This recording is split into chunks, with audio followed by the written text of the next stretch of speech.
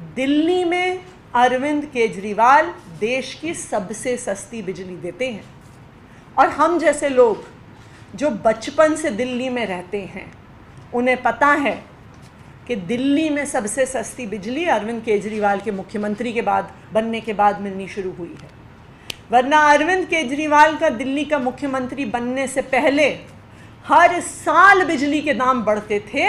ना सिर्फ हर साल, हर 6 महीने पर बिजली के दाम बढ़ते थे। बिजली के बिल इतने बढ़े हुए आते थे कि एक मिडिल क्लास परिवार को बिजली का बिल भरने के लिए घर के और खर्चे काटने पड़ते थे।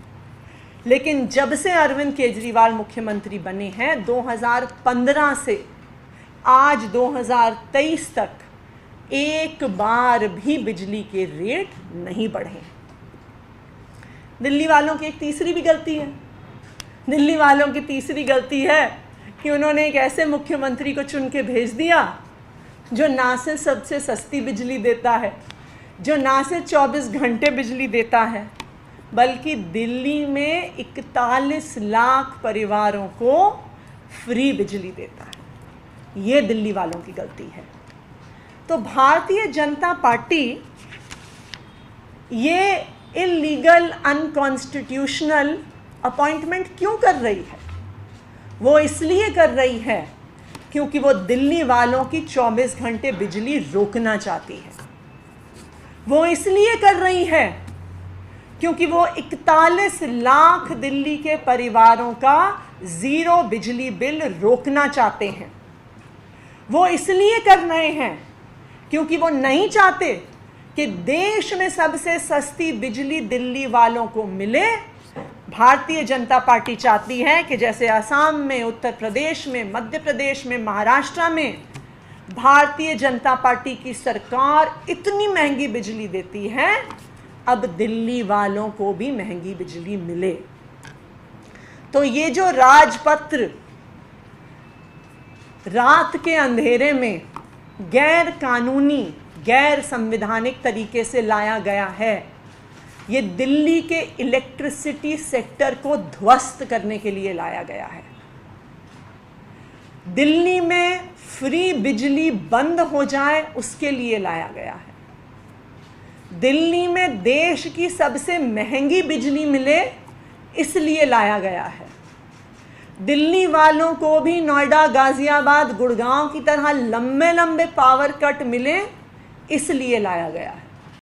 कल रात को 10 बजे भारतीय जनता शासित केंद्र सरकार ने दिल्ली में लोकतंत्र की हत्या करने के लिए एक और हमला दिल्ली की चुनी हुई सरकार पे किया। कल देर रात के अंधेरे में भारतीय जनता पार्टी शासित केंद्र सरकार ने ये राजपत्र निकाला और DERC, Delhi electricity regulatory commission के चेयरमैन को अपॉइंट किया दिल्ली की चुनी हुई सरकार की रिकमेंडेशन के खिलाफ।